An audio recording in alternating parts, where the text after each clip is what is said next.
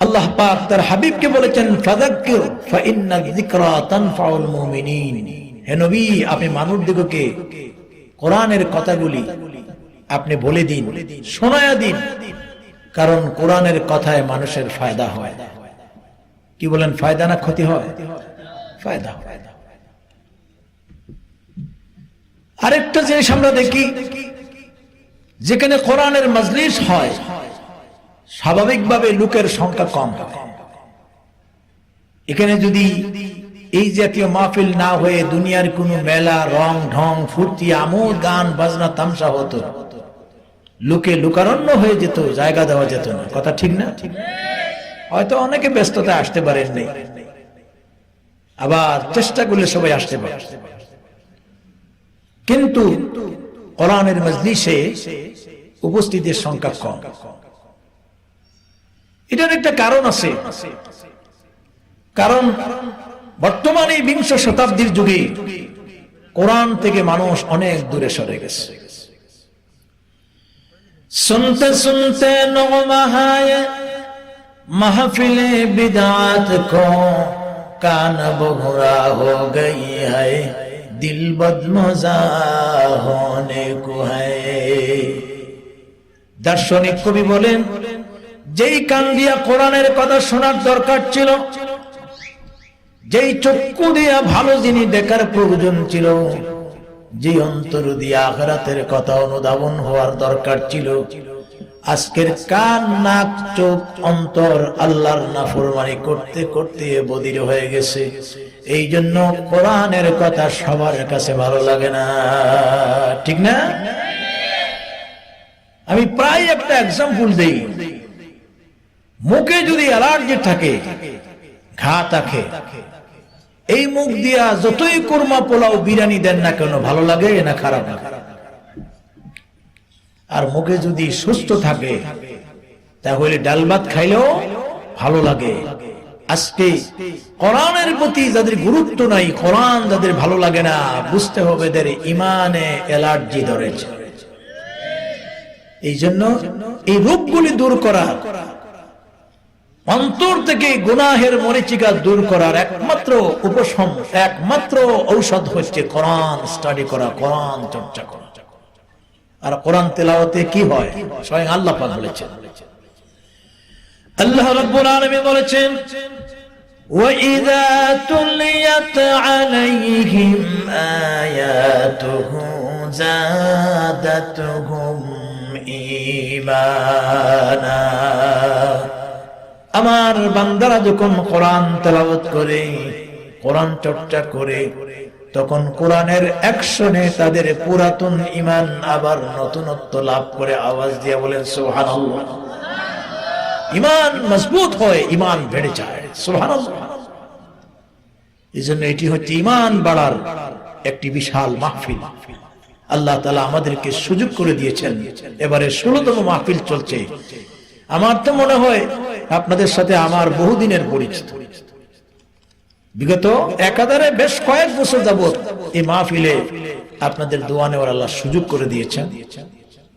দাঁড়ানো ভাইগুলি মেহরবানি করে বসা যায়। এটা রাজনৈতিক কোনো মাহফিল না। রাজনৈতিক অনুষ্ঠান আদি হলে দাঁড়াইয়া অথবা বিভিন্ন ভাবে শোনা যায়। এটা কোরআনের মাহফিল। কোরআনের একটা আজমত আছে, একটা আদব আছে, জায়গা আছে। আপনারা মেহরবানি করে দাঁড়াবেন কেন, বসেন। আর একটু জিকির করেন লা ইলাহা, আওয়াজ দিয়ে প্রাণ খুলে লা ইলাহা ইল্লাল্লাহ সুবহানাল্লাহ আলহামদুলিল্লাহ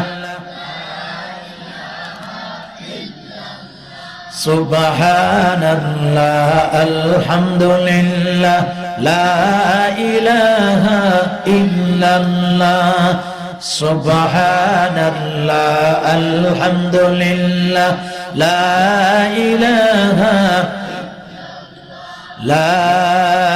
ইলাহা ইল্লাল্লাহ মুহাম্মাদুর রাসূলুল্লাহ। সবাই পড়েন সাল্লাল্লাহু আলাইহি ওয়াসাল্লাম। আমার সম্মানিত ভাইরা, এবারের তাফসীরুল কোরআন মাহফিলে আমাকে যে বিষয় দেওয়া হয়েছে একটু আগে ঘোষণাও শুনেছেন এবং লিফলেটও বিষয়টা উল্লেখ আছে। বিষয় হলো সূরা আসরের তাফসীর। আমি আপনাদের সামনে শুরুতেই সূরা আসর তেলাওয়াত করেছি। আল্লাহ রাব্বুল আলামিন ইরশাদ করছেন, ওয়াল আসরি ইন্নাল ইনসানা লাফি খুসর। আসরের কসম, ইন্নাল ইনসানা লাফি খুসর, নিঃসন্দেহে গোটা মানব জাতির জীবন এক ক্ষতিগ্রস্তের মাঝে নিমজ্জিত রয়েছে।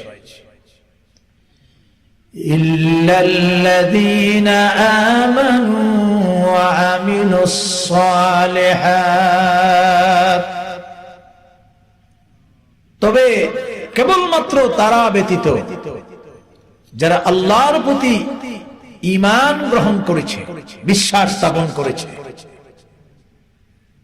ওয়া আমিলুস সালিহাত, এর পাশাপাশি যারা সৎকর্ম সম্পাদন করেছে, ওয়া তাওয়াসাউ বিল হাক্কি ওয়া তাওয়াসাউ বিস সাবর, এবং যারা পারস্পরিক একে অপরকে হক এবং সবরের প্রতি উপদেশ প্রদান করেছে, তারা এই ক্ষতি থেকে একমাত্র নিরাপদ আছে। আওয়াজ দিয়ে জোরে বলেন সুবহানাল্লাহ।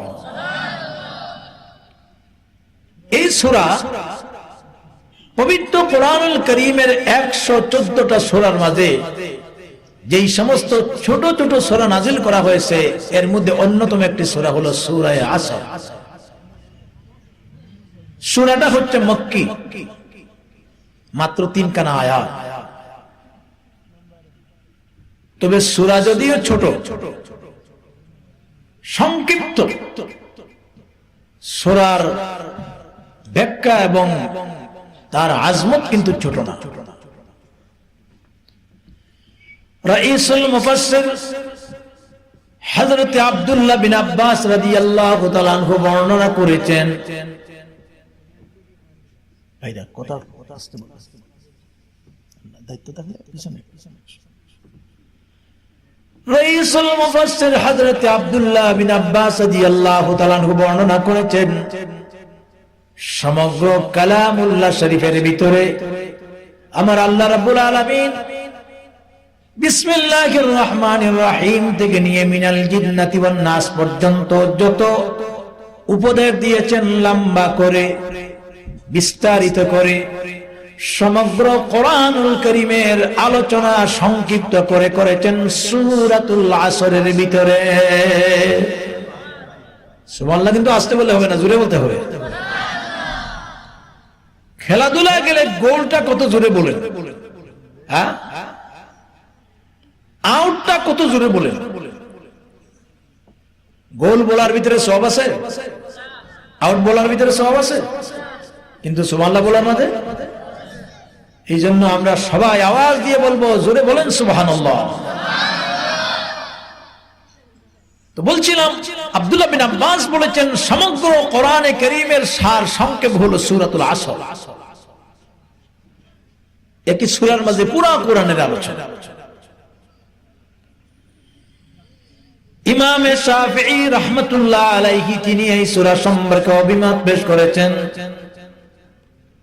দুনিয়ার কোন মানব জাতি আল্লাহর কোরআনের পুরা আলোচনা শোনা, পুরা কোরআনের গবেষণা করা সম্ভব হয় না, অন্তরপক্ষে সূরাতুল আসর নিয়ে চিন্তা করে গবেষণা করে। আর আল্লাহ রাব্বুল আলামিন এই সূরার মাঝে যেই দিক নির্দেশনা দিয়েছেন, এটা যদি শুধু আমল করে, তাহলে একটা মানুষের ইহকালের শান্তি আর পরকালের নাজাতের জন্য সূরাতুল আসরের শিক্ষাই যথেষ্ট হয়ে যাবে। একটা সূরাই যথেষ্ট। আল্লাহু আকবার। তাহলে আসুন এই সূরার মধ্যে আল্লাহ রাব্বুল আলামিন কি আলোচনা করেছেন, কথাগুলি কান মন দিয়ে শুনতে হবে। এই মাহফিলের নাম হলো তাফসীরুল কোরআন মাহফিল। কি নাম? তাফসীরুল কোরআন মাহফিল। তাফসীর করতে গেলে জ্ঞান লাগে, শুনতে গেলেও ধৈর্য লাগে। আমাদের একটা রুচি হয়ে গেছে যে যদি কিচ্ছা কাহিনী খুব ভালো মাছ সাজাইয়া বলা যায়, এতে হাসা হোক আর মিশা হোক, ঠিক না? তাহলে জনগণের কাছে খুব ভালো লাগে। আমি এটা উদাহরণ দিই, ওয়াজ মাহফিল আর তাফসীর মাহফিল এটার ব্যবধান হলো, ওয়াজ হইল চায়ের মতো আর তাফসীর হইল কফির মতো। চায়ের দাম বেশি না কফির দাম বেশি? কফি খাইলে শরীরে এনার্জি আসে, রুচি এবং মানুষের মন মিজাজ ভালো হয়ে যায়। চায়ের দ্বারা আলসার হওয়ার সম্ভাবনা থাকে। এখন হঠাৎ করে যদি কেউ কফি খায়, তার কাছে কষ্টি কষ্টি লাগবে। খাইয়া খাইয়া অভ্যাস করলে দেখবে যে না, এটা খুবই ভালো জিনিস। 16 বছরের মতো তাফসীর কোরআন মাহফিল চলছে, এত দীর্ঘদিনের পরিশ্রমে এখন তো এই এলাকার মানুষ অন্ততপক্ষে তাফসীরের স্বাদ, কফি খাওয়ার স্বাদ আশা করে যায়, সব মানুষগুলি গ্রহণ করে নিয়েছে। কথা ঠিক কিনা? আমরা ঘটনা বলবো ইনশাআল্লাহ, সহি কথাগুলি বলবো। এমন না যে তিলাওয়াত করলো কুল হুয়াল্লাহ, বলা হলো এটা কার উপর নাযিল হয়েছে? মুহাম্মদ সাল্লাল্লাহু আলাইহি ওয়াসাল্লাম। মুহাম্মদ সাল্লাল্লাহু আলাইহি ওয়াসাল্লাম কে? তিনি হাসান হুসাইনের নানা। হুসাইন কে? যিনি কারবালায় শহীদ হয়েছেন। শুরু হয়ে গেল কারবালার ঘটনা। কোথায় কুল হুয়াল্লাহ আর কোথায় কারবালা? কথা বুঝছেন? এই জাতীয় কথা বলার আমার অভ্যাস নাই অন্তত। এই জন্য অনুরোধ করবো যে একটু আন্তরিকতার সহিত কোরআনের কথাগুলি শুনি। আমরা যারা এখানে কথা বলতে এসেছি, যারা শুনতে এসেছি, আমাদের ভিতরে দুর্বলতা ভরা আছে, কিন্তু যেই কোরআন থেকে কথা বলবো, এই কোরআনের ভিতরে কোনো দুর্বলতা আছে? আরো দুর্বলতা আছে? এই জন্য ইখলাসের সাথে আন্তরিকতার সহিত কথাগুলি শুনতে হবে, ফায়দা হবে ইনশাআল্লাহ। মাশাআল্লাহ, উপস্থিতিতে যথেষ্ট। তো আমি বলছিলাম যে এই সূরার মাঝে গোটা মানব জাতির ইহকালের শান্তি এবং পরকালের নাজাতের দিক নির্দেশনা রয়েছে। ছোট্ট একটা সূরার মাঝে কি দিক নির্দেশনা আছে? আল্লাহ রাব্বুল আলামিন এখানে শুরু করেছেন প্রথমে ওয়াল আসর, ইন্নাল ইনসানা লাফি খুসর। ওয়াল আসরের ভিতরে ওয়াবে কসমিয়া, আল্লাহ এখানে আসরের শপথ করেছেন, আসরের কসম খেয়েছেন। আসর মানেটা কি? মুফাসসিরিনে কেরাম বলেন আসর মানে সময়, যুগ বা কাল। আর মানুষের ক্ষতির কথা বলা হলো কোন জিনিসের কারণে? কারণ আল্লাহ পাক এই পৃথিবীতে মানব জাতিকে যে সমস্ত নিয়ামত রাজি দান করেছেন, সেই সমস্ত নিয়ামত রাজির ভিতরে সবচেয়ে দামি নিয়ামত হলো হায়াতে জিন্দেগি। সুবহানাল্লাহ, আমাদের জীবন। এই জীবনটা হচ্ছে সময়ের সাথে গভীর সম্পর্ক। একটা সেকেন্ড, মিনিট, ঘন্টা, দিন, রাত, সপ্তাহ, বছর, মাস যখন যায়, আমাদের জীবনটাও সময়ের সাথে আস্তে আস্তে চলে যায়। কি বলেন, ঠিক না? এই জন্য আল্লাহ তাআলা সময়ের কসমকে মানুষের জিন্দেগির মূল্য বুঝিয়েছেন যে এই জীবন চলে যাচ্ছে, চলে যাচ্ছে, এটার গুরুত্ব দাও, গুরুত্ব দাও। সুবহানাল্লাহ। আমার ভাইরা, আমাদের মনের ভিতরে একটা ধারণা আছে মানুষের জীবন বাড়ে। আসলে মানুষের জীবন বাড়ে না, বরং কমে। আমরা একটা গলত মশহুর কথা বলি, ভুল প্রচলিত কথা বলি। আমরা ধারণা করি যে সময় আরো আছে, সময় আরো আছে। আসলে সময় আরো নাই। জীবন থেকে যা চলে গেছে এটা আর কোনোদিন খুঁজে পাবো না। অনেক দোকানদার দেখবেন দোকানের মাঝে লিখে রাখছে আজ নগদ কাল বাকি। আছে না? আপনি যে বলিয়েন যে আমাকে আজকে 100 টাকার জিনিস নগদ দেন, কালকে কিন্তু আমাকে 500 টাকার জিনিস বাকি দিতে হবে। দোকানদার বলবে যে হ্যাঁ আসেন। আবার কালকে বলবে যে আজ নগদ, পরশু ঠিক আছে আসিয়েন, পরশু গেলে বলবে আজ নগদ।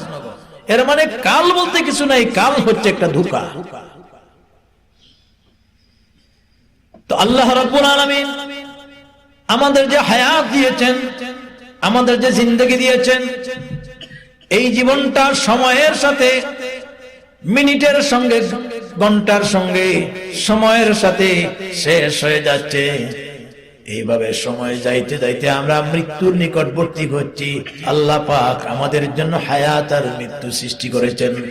কোরআনে কারিমে আল্লাহ রাব্বুল আলামিন সূরা মুলকের 2 নম্বর আয়াতে আল্লাহ পাক বলেছেন, আল্লাযী খালাকাল মাউতা ওয়াল হায়াতা লিয়াবলুয়াকুম আইয়ুকুম আহসানু আমালা।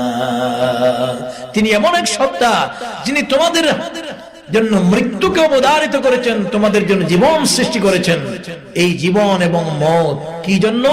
লিয়াবলুয়াকুম, যাতে করে তোমাদের কাছ থেকে পরীক্ষা নেওয়া যায়, ইন্টারভিউ নেওয়া যায়। আইয়ুকুম আহসানু আমালা, আমলের দিক দিয়া, কর্মের দিক দিয়া কারা ভালো ছিল, জোরে বলেন সুবহানাল্লাহ। আমাদের সবার সামনে মৃত্যু আছে, আছে কি নাই? আজকে নাস্তিকতার যুগ। সামান্য কিছু বিশ্ববিদ্যালয়ে গিয়ে একটু উচ্চাঙ্গের লেখাপড়া করেছে, ইংরেজি, বিদেশি, কয় সব বুঝি। কি বুঝে? There is a no God, স্রষ্টা বলতে কেউ নাই, দুনিয়াটা হলো একটা প্রাকৃতিক, মরার পরের জগৎ আর একটা আছে, এটা বিশ্বাস করেন না নাস্তিকরা, ঠিক কিনা? আবার মুসলমান ছাড়া দুনিয়াতে আরো বহু ধর্মাবলম্বীরা আছে, তারা পরকালকে বিভিন্ন ভাবে বুঝে। খ্রিস্টানদের ধারণা হলো আমরা ইহকালীন জগতে যত পাপ করব, এই সমস্ত পাপগুলি সব ঈসা আলাইহিস সালাতু ওয়াস সালাম তিনি নিয়ে গেছেন। এই জন্য এনজয় করো, দুনিয়াতে এনজয় করার জায়গা।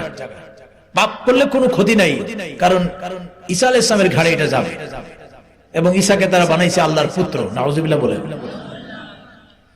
হিন্দু সম্প্রদায়ের ধারণা হলো, পবিত্র বেদে আছে, তাদের বেদ গ্রন্থে, যে তাদের মৃত্যুর পরে পুনর্জন্ম হয়। তবে মানুষ যদি ভালো আমল করে, ভালো কাজ করে, সে আবার পৃথিবীতে আসবে কোন নেতা বা খেতা হয়ে। আর যদি খারাপ আমল করে, তাহলে কুকুর, সিগাল, বিড়াল, হিংস্র প্রাণী হয়ে আসবে।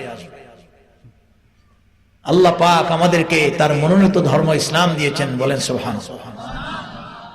আমরা কি পুনর্জন্ম হবে?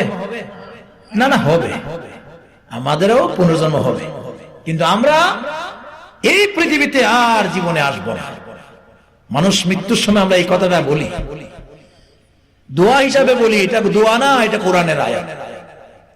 আমরা যখন কাউকে কবরস্থ করি, তখন বলি মিনহা খালাকনাকুম, পড়েন আমার সাথে সবাই, মিনহা খালাকনাকুম ওয়া ফিহা নুঈদুকুম ওয়া মিনহা নুখরিজুকুম তারাতান উখরা। আরে আল্লাহর বান্দা, এই মাটি দিয়ে তোকে সৃষ্টি করা হয়েছে, আবার এই মাটির ভিতরে তোরে রেখে দেওয়া হচ্ছে। ওয়া মিনহা নুখরিজুকুম তারাতান উখরা, আবার কিয়ামতের দিন ময়দানে মাশরে সেখান থেকে পুনরুত্থান করা হবে, আর পৃথিবীতে ফিরে আসতে হবে না। তাহলে আমরাও পুনর্জন্ম হব, কিন্তু এই জন্ম বলতে আমরা পৃথিবীতে আসবো না, আমরা ময়দানে মাশরে চলে যাব, এবং সেখানে আমাদের জিন্দগির সব হিসাব নিকাশ আল্লাহর দরবারে দিয়েই যেতে হবে। কথা ঠিক না? দুনিয়াতে আসার কোনো ব্যবস্থা নাই।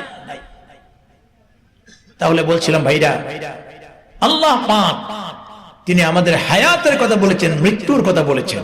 এই হায়াত এবং এই মৃত্যু আমাদের জন্য এক মহান পরীক্ষা, ইন্টারভিউ।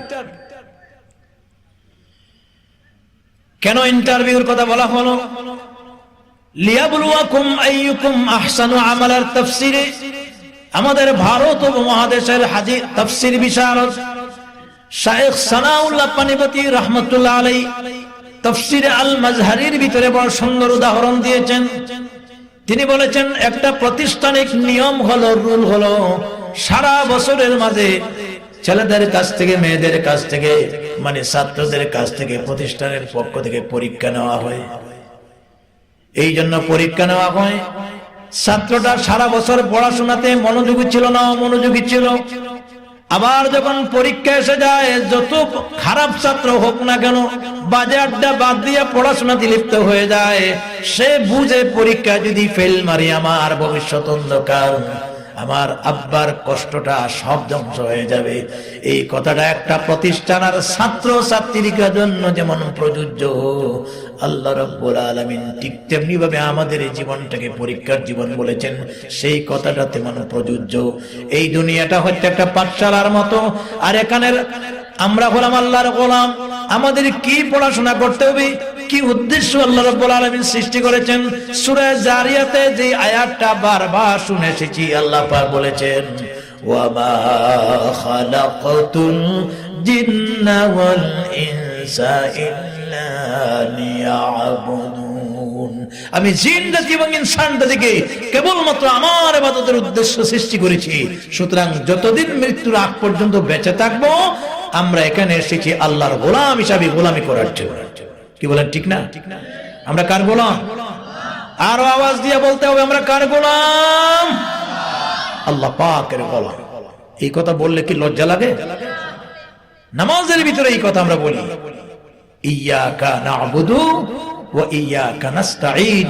নিঃসন্দেহে আল্লাহ, আমরা তোমার ইবাদত করি, তার মানে আমরা তোমার গোলামি করি, তোমার সাহায্য চাই। তাহলে আমাদের কাজ হলো আল্লাহর গোলামি করা, এবং এই গোলামির ভিতর দিয়ে আল্লাহর ডাকে সাড়া দিতে হবে। কুল্লু নাফসিন যায়িকাতুল মাউত, প্রত্যেক প্রাণীকে মৃত্যুর স্বাদ গ্রহণ করতে হবে। বলছিলাম আজকে নাস্তিকতার যুগ, তারা আল্লাহ খোদা বিশ্বাস করে না, পরকাল বিশ্বাস করে না, কিন্তু মৃত্যুর ব্যাপারে সব নাস্তিকও কিন্তু আস্তিক। এটা বিশ্বাস করে যে না, মরতে হবে, এই জায়গায় কোনো ছাড় নাই, না মরতে হবে না। কি বলে মরতে হবে না? এখন তো বিজ্ঞানীরা কত উন্নত, আধুনিক তথ্য এবং প্রযুক্তি, সায়েন্স এন্ড টেকনোলজি, এগুলাকে খাটিয়ে আগাম অনেক কিছুর সংবাদ দেওয়ার মতো যোগ্যতা বিজ্ঞানীরা অর্জন করতে পেরেছেন। কথা ঠিক না?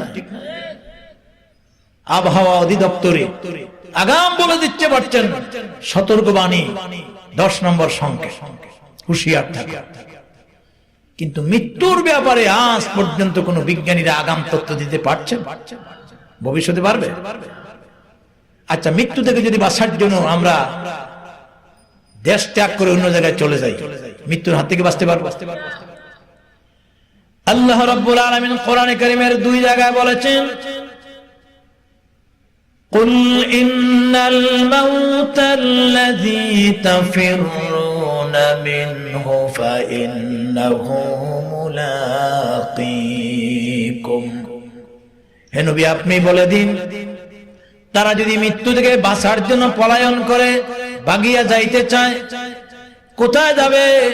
ফাইন্নাহু মুলাকীকুম, সেখানেই যায় না কেন, মৃত্যু তাকে ধরবেই ধরবে।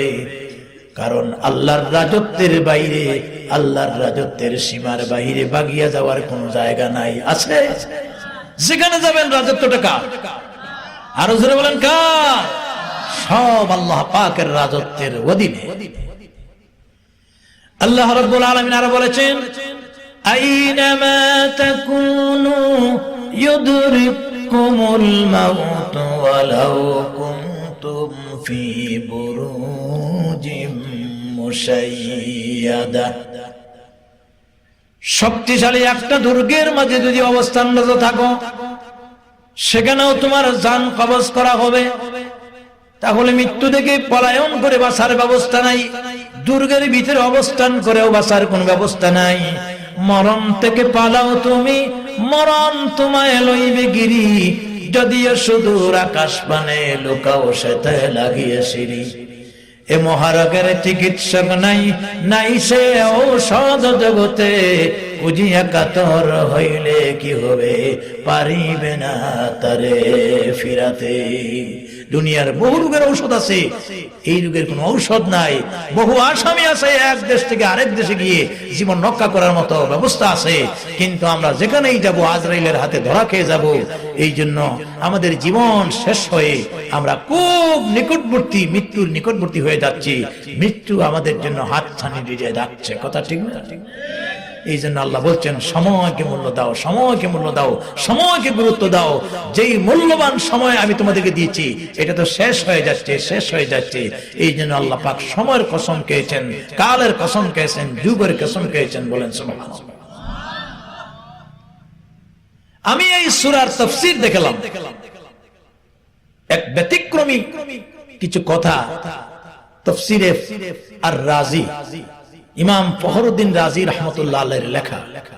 এটার আরেকটা নাম আছে তাফসীরে কবির, উলামায়ে কেরামরা জানেন। পৃথিবীতে আল্লাহ পাকের কোরআনের অনেক তাফসীর আছে। হাকিমুল উম্মত মুজাদ্দিদে মিল্লাত আল্লামা আশরাফ আলী থানভী রাহমাতুল্লাহ আলাইহির লেখা তাফসীরে বায়ানুল কোরআন, মুফতি শফি রাহমাতুল্লাহ আলাইহির লেখা তাফসীরে মাআরিফুল কোরআন, হাফিজ ইমাদউদ্দিন ইবনে কাসির রাহমাতুল্লাহ আলাইহির তাফসীর লেখা তাফসীর ইবনে কাসির। আর মাদ্রাসায় তো ক্লাসে তাফসীর পড়ানো হয় তাফসীরে জালালাইন।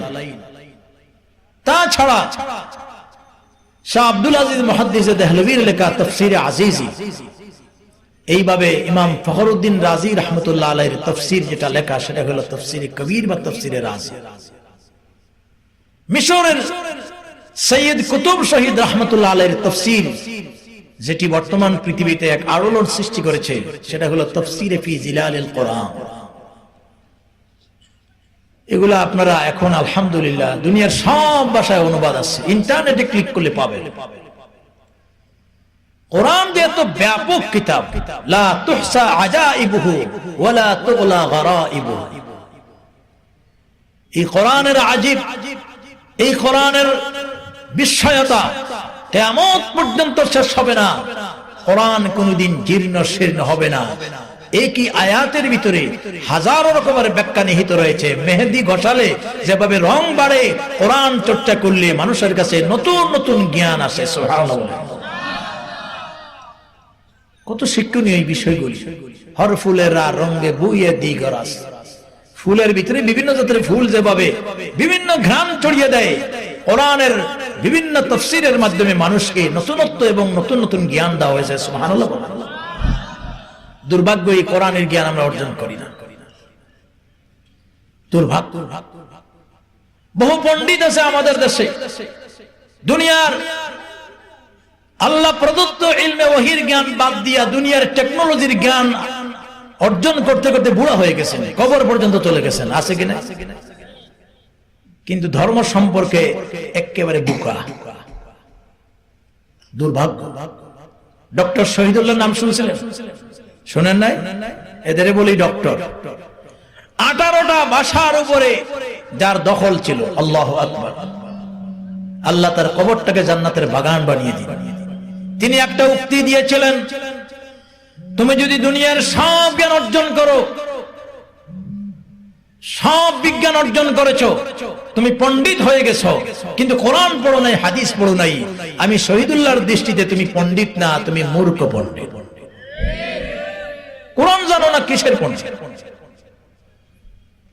কোরআন ছাড়া, হাদিস ছাড়া যত জ্ঞান আছে এগুলা হচ্ছে মানুষের মস্তিষ্ক প্রসূত জ্ঞান।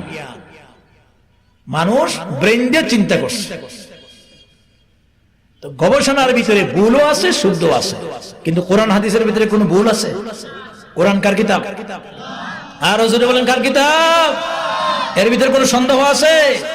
1500 বছর আগে এই কোরআনে কারীমের আল্লাহ পাক ভূমিকায় বলেছেন, আলিফ লাম মিম যালিকাল কিতাবু লা রাইবা ফীহি আয় লা শাক্কা ফীহি।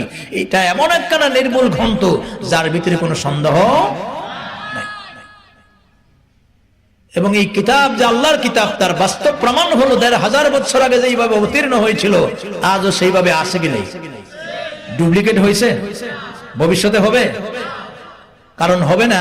আসমানি আরো 3খানা কিতাবও এর সাথে আসছিল, তাওরাত, জাবুর, ইনজিল। ওগুলা ডুপ্লিকেট হওয়ার কারণ হলো এটার হেফাজত কিন্তু আল্লাহ নেন নাই, কিন্তু কোরআনের হেফাজত কে নিয়েছে?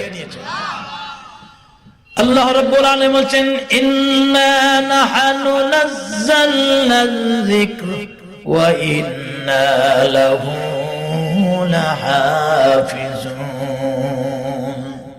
নিঃসন্দেহে এই কোরআন আমি আল্লাহ নাযিল করেছি এবং এটাকে হেফাজত করবেন কে? এখানে কোরআন না বলে বলছেন লিযিকর। জিকির মানে লা ইলাহা ইল্লাল্লাহ জিকির না। আমাদের দেশে জিকির নিয়েও যে কর্মকাণ্ড হচ্ছে, আল্লাহ মাফ করুন। আহা,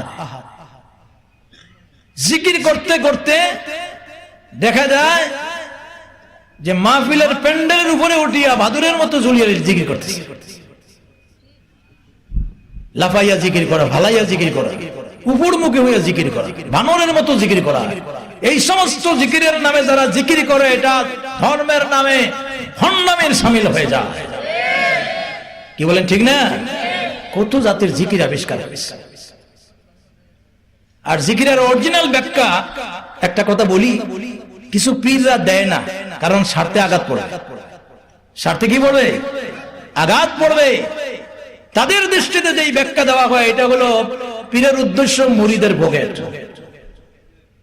কার পকেট? মুরিদের পকেট। নাম বলবো না আমি, এই জন্য কিছু কিছু পুরদেরকে আমার পছন্দ হয় না। আমার ব্যক্তিগত বলছি, এদের সাথে আমার কোন ডাইরেকশন। কত বড় বড় দাবি করে কিয়ামতের দিন নাকি জাহাজ একটা নিয়ে উঠবে, ওইটার মধ্যে সারাগ আলী, সুরুল মিয়া, চান মিয়া, কমর আলী সব থাকবে, আর বলবে যে আল্লাহ এরা আমার মুরিদ। বলছিলাম আমার সম্পর্ক ত্যাগ করার জন্য, বাধ্য নাই আমারে, তুমি মাফ করে দাও, আর মাফ করে দিবে। আরেকজনে দোয়া করতেছে, আল্লাহ কিয়ামতের দিন আমার পীর সাহেবের জামাটা ধরার তৌফিক দিও। একজন জিজ্ঞাসা করলো, রাসূলুল্লাহ বললেন দুনিয়া কিয়ামতের দিন সবাই ল্যাংটা উঠবে কাপড় ছাড়া, তোর পীর সাহেব কোন জামা পরে উঠবে, এটা কো আগে। আরেকজনে জিকির করতে করতে বলছে যে রাত 3টার সময় দেখে যে তার পীর সাহেব পুকুরে যায় নামাজ বেঁচে নামাজ পড়তেছে। আচ্ছা, এটা কোনো আকলি কথা হলো? নামাজ পড়া যাবে কি পুকুর না মসজিদ? আর সাধারণ জনগণ এই কথাগুলি শুনে মনে করে সর্বনাশ, পুকুরে নামাজ পড়ে যায় নামাজ বিছাইয়া পানির উপরে। এটা হলো ওদের সোর্স অফ ইনকামের একটা হাতিয়ার। কোরআন তেলাওয়াত এটা জিকির, নামাজ পড়া, আল্লাহ বলেছেন ওয়ালা যিকরুল্লাহি আকবার, এটা বড় জিকির। কথা ঠিক কিনা বলেন? কোরআনের এক নাম জিকির। কোরআনের এক নাম কি? আরো জোরে বলেন না। আল্লাহর কোরআনের একটা দুইটা নাম নয়। কোরআনের এক নাম কোরআন, আরেক নাম ফুরকান, আরেক নাম হামিদ, আরেক নাম মজিদ, আরেক নাম তানজিল, আরেক নাম জিকির, আরেক নাম কিতাবুল্লাহ, আরেক নাম কালামুল্লাহ। আওয়াজ দিয়া জোরে সরে বলেন সুবহানাল্লাহ। তো আল্লাহ পাক এখানে বলছেন ইন্না নাহনু নাযালনা যিকর, মানে কোরআন আমি নাজিল করেছি, জিকির নাজিল করি নাই। কোরআন, কোরআনের এক নাম জিকির। আমি আল্লাহ হেফাজত করব। কেমনে হেফাজত করবেন? আল্লাহ তার বাস্তব প্রমাণ আজকে সমাজে দেখিয়ে দিয়েছেন। সারা পৃথিবী তন্ন তন্ন করে একজন তাওরাতের হাফেজ আলেম পাবেন না, জবুরের হাফেজ পাবেন না। এমনকি অন্যান্য ধর্মাবলীদের ধর্মগ্রন্থ আছে, রামায়ণ আছে, গীতা আছে, ত্রিপিটক আছে, জিন্দাবিস্তা আছে, আরো হাবিজাবি বই পুস্তক আছে, একটা বইয়েরও ধর্মগ্রন্থের আলেম পাবেন না। কিন্তু আল্লাহর মেহেরবানিতে গোটা দুনিয়াতে 200 কোটি মুসলমানদের ভিতরে এক পরিসংখ্যান দেখা গেছে, শুধু হাফিজে কোরআনের সংখ্যা 500-এর উপরে, 5000-এর উপরে। এবং আমাদের বাংলাদেশে আলহামদুলিল্লাহ এই দিক দিয়ে আগাইছে। এখন দেখবেন ঘন ঘন বিভিন্ন বিদেশে যাচ্ছে এই দেশের ছোট ছোট বাচ্চারা। সেই দিন দেখছেন কিনা জানি না, 103টা রাষ্ট্রের সঙ্গে প্রতিযোগিতা করে বাংলাদেশের 9 বছরের না 16 বছরের বাচ্চা পুরা বিশ্বের 103টা দেশের সাথে প্রতিযোগিতা করে প্রথম পুরস্কার ছিনিয়ে নিয়ে এসেছে। খুশি না বেজার? কিন্তু সবাই জানে না, কারণ কোরআন প্রতিযোগিতায় ফার্স্ট হয়েছে সারা দুনিয়াতে। তো কি হয়েছে? পত্রিকার ভিতরের পাতায় খবর, তাও ট্যাবলেট আকারে। আর যদি কোন খেলাধুলাতে পুরস্কার পাইতো, গানে পাইতো, সংস্কৃতিতে পেত, তাহলে তো তারে বাহবার অভাব হতো না, ডোনারদের অভাব হতো না, পুরস্কার আর স্পন্সরের অভাব হতো না। অথচ দুর্ভাগ্য, আমরা 90% মুসলমানের দেশে রাষ্ট্রের প্রধান থেকে এই কোরআনের হাফিজ এত বড় সম্মান নিয়ে আসার পরেও তাকে একটা সম্বর্ধনা অথবা একটা অভিনন্দন দেওয়া হলো না। কথা ঠিক কিনা বলেন? এটা দুর্ভাগ্যের ব্যাপার। তবে একটা জিনিস বলি, কথায় কথায় চলে আসছে, কোরআনের যারা ধারক বাহক এরা দুনিয়ার বাবা কোরআনের জন্য এগুলা আমল করে না। কারণ কোরআন আল্লাহর কিতাব, সর্বোচ্চ সম্মান পাবে যে আল্লাহর কিতাব তার কাছ থেকে, ঠিক না? হাদিস শরীফে আসছে কিয়ামতের দিন বলা হবে ইকরা ওয়ারতাকি, পড়তে থাকো আর চড়তে থাকো। কোরআনের একখান আয়াত পড়বে, জান্নাতের একটা বিল্ডিং চড়বে, আরেকখান আয়াত পড়বে, আরেকখানা বিল্ডিং চড়বে। এইভাবে কোরআনে আছে ৬৬৬৬ খানা আয়াত। তেলাওয়াত করতে করতে যখন সমাপ্ত হয়ে যাবে, আল্লাহ পাক কিয়ামতের দিন ৬৬৬৬ তলা জান্নাতের ভবনের মালিক বানিয়ে দিবেন। আর জোরে বলেন না সুবহানাল্লাহ। যাই হোক, এটা প্রাসঙ্গিক কথা বলছিলাম। কোরআনের তাফসীর এক ব্যতিক্রম, বিভিন্ন জন বিভিন্ন ভাবে ব্যাখ্যা দিয়েছেন, কিন্তু সব ব্যাখ্যাগুলি আমাদের জন্য বড় শিক্ষণীয়। সুবহানাল্লাহ। ইমাম ফখরুদ্দিন রাজি রাহমাতুল্লাহ এর কথা বলছিলাম, সূরা আসরের তাফসীরের সুন্দর একটা ব্যাখ্যা দিয়েছেন। তিনি বলেন যে আমি পুরা কালামুল্লাহ শরীফ লিখতে গিয়েছি, আল্লাহ পাক আমার কলম দিয়া অনায়াসে কোরআনের তাফসীর লেখার জন্য আমাকে জ্ঞান দিয়েছেন। কোথাও কোনো আয়াত লিখতে গিয়ে আমি দ্বিধাদ্বন্দ্ব এবং বাধাগ্রস্ত হই নাই। কারণ ইলম দেন কে? জ্ঞান দেন কে? আল্লাহ পাক। হিন্দু সম্প্রদায় আমরা মনে করে জ্ঞান দেওয়ার জন্য একটা দেবী আছে, ওই যে সামনে আসতেছে, সরস্বতী পূজা। বিশেষ করে প্রতিষ্ঠান ভিত্তিকই পূজা হয়। সরস্বতী মা গো, বিদ্যা দিয়া যাও গো। আমাদের কিছু মুসলমানরাও দেখা যায় হিন্দুদের মতো সরস্বতী দেবীর কাছে যায়। তাদের ধারণা সব যেহেতু যায়, আমিও যাই, দিয়া দেখি বিদ্যা পাওয়া যায় কিনা। নাউযুবিল্লাহি মিন যালিক। কোন মুমিন মুসলমান দেবীর বিশ্বাসী হতে পারে না। আমরা কি দেবদেবীর বিশ্বাসী? আমরা কি মূর্তির বিশ্বাসী? আমরা বিশ্বাসী কার? আর জোরে বলেন কার? আমানতু বিল্লাহ। আমরা বিশ্বাস করি আল্লাহর উপরে, ঠিক কিনা? আপনি যদি বিদ্যা চান, চাইতে হবে কার কাছে? আল্লাহই শিখিয়ে দিয়েছেন, রব্বি জিদনি ইলমা। হে আমাদের রব, আমাদের জ্ঞান বাড়িয়ে দাও। কি বাড়িয়ে দাও? জ্ঞান বাড়িয়ে দাও। এখন দুঃখ লাগে, কলেজ ভার্সিটিতে ক্লাস হবে, সবক হবে, প্রথম দিন সবকটা শুরু হবে জাতিসংঘ দিয়ে, এই জাতীয় সঙ্গীত দিয়ে। কি সঙ্গীত দিয়ে? জাতীয় সঙ্গীত। আস্তাগফিরুল্লাহ। দুঃখ লাগে। ইলম চাইবেন আল্লাহর কাছে, আপনি যে কোনো ভালো কাজ শুরু করবেন আউযু বিল্লাহ দিয়ে, বিসমিল্লাহ দিয়ে, ঠিক না? বিসমিল্লাহ ছাড়া কোনো কাজ যদি হয়, এই কাজটা লেস কাটা, এটার মধ্যে বরকত থাকে না। বিসমিল্লাহ দিয়ে শুরু হবে। যাই হোক আমার ভাইরা, ইমাম ফখরুদ্দিন রাজি রাহমাতুল্লাহ আলাইহি বলেন, পুরা কালামুল্লাহ শরীফের তাফসীর লিখতে গিয়ে আল্লাহ পাক আমার কলম দিয়া যা চাইছি সব আমাকে দিয়েছেন। প্রত্যেকটা কথার ব্যাখ্যা লিখতে গিয়ে আমি কোনোদিন চিন্তা বেশি করি নাই। সর্বশেষে যখন কোরআন সমাপ্তের পর্যায়ে সূরাতুল আসরে কলম ধরলাম, তখন ওয়াল আসরি ইন্নাল ইনসানা লাফি খুসর, এই বিষয় নিয়ে দারুণ এক চিন্তায় পড়ে গেলাম যে আল্লাহ পাক এখানে সময়ের কসম খেয়ে বলছেন মানুষের জীবন বড় ক্ষতিগ্রস্তের মাঝে। এর মূল রহস্য, এর বাবারটা আমার মনে ধরা পড়ে না। পুরো কালামুল্লাহ শরীফের তাফসীর সমাপ্ত করেছি, কিন্তু রহস্যটা নিয়ে আমার মনের ভিতরে ঘুরপাক খায়, আমার যেন মনে আসে না, বুঝে আসে না। এইভাবে চলতেছে, দিন যাচ্ছে, সপ্তাহ যাচ্ছে, মাস যাচ্ছে। একদিন আমি বিকাল বেলায় গিয়েছি আমার ফ্যামিলির বাজারের উদ্দেশ্যে, বাজার করতে, পরিবারের উদ্দেশ্যে বাজারে গেছি, বাজার করতে। বাজারে গিয়া এক বরফ বিক্রেতাকারীর কাছ থেকে আমি ওই কথার ভাবার্থটা, তাফসীরটা ভালো করে বুঝতে পারলাম। সুবহানাল্লাহ বলবেন না? জ্ঞানী মানুষ যেখানেই যায় সেখান থেকে জ্ঞান আনে, ঠিক না? কথা বলেন না কেন? জ্ঞানী মানুষরা কি আনে? জ্ঞান আনে। বাস পাখিও আকাশে ওড়ে, শকুনরাও আকাশে ওড়ে, দুইটাই উপরে ওঠার মতো যোগ্যতা আছে কি নাই? কিন্তু শকুনের চক্ষু থাকে, মরা গরু কোথায় আছে? ঠিক না? পচার দিকে লক্ষ্য থাকে।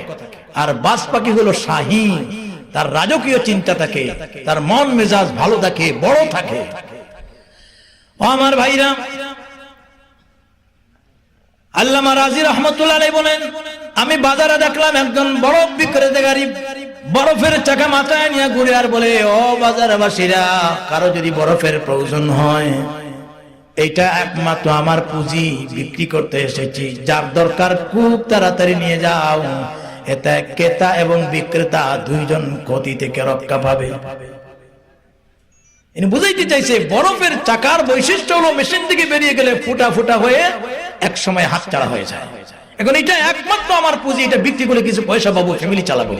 আবার কারো যদি প্রয়োজন হয় নগদ তাড়াতাড়ি নিয়ে এসে কাজে লাগাতে পারবে। এরপরে যদি চায় আমি দিতে পারবো না, তাহলে সেও ক্ষতিগ্রস্ত, আমিও ক্ষতিগ্রস্ত। সুবহানাল্লাহ। তিনি বলেন আমি লোকটার কথা চিন্তা করলাম আর আল্লাহর এই আসরের কথা চিন্তা করলাম, শেষ পর্যন্ত এই বরফ বিক্রেতাকারীর কাছ থেকে সূরাতুল আসরের মূল বাবার্থটা বাজারে গিয়ে আমি ভালো করে বুঝতে পারলাম। আরো জোরে বলেন না সুবহানাল্লাহ।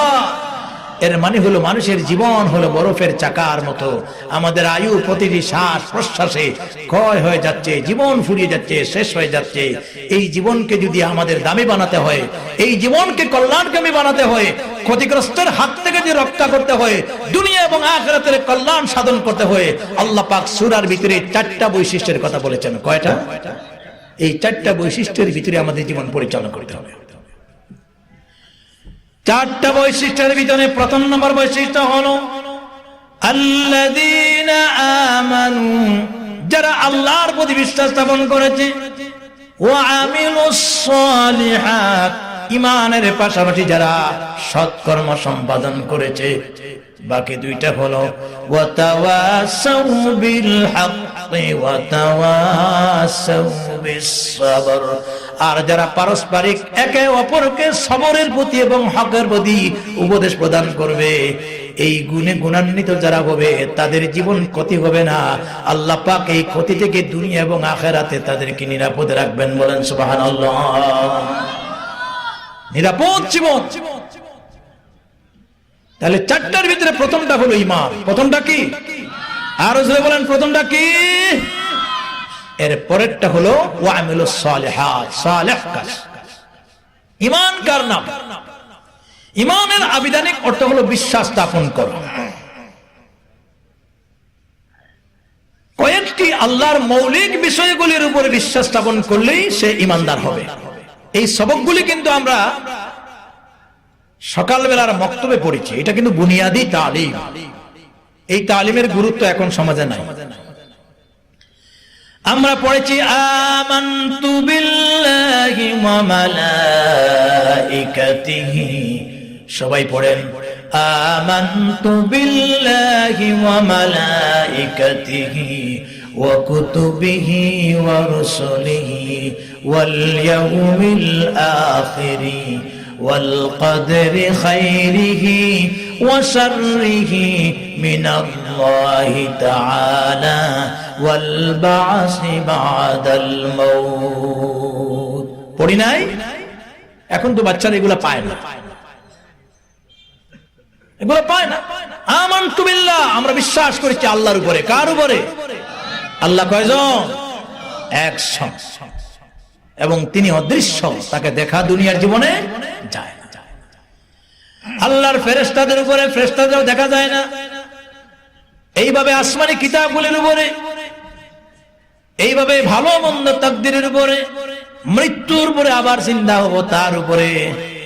তবে এই মৌলিক বিষয়গুলির জন্য ঈমানের 3টা বিষয়কে গুরুত্ব দিতে হয়।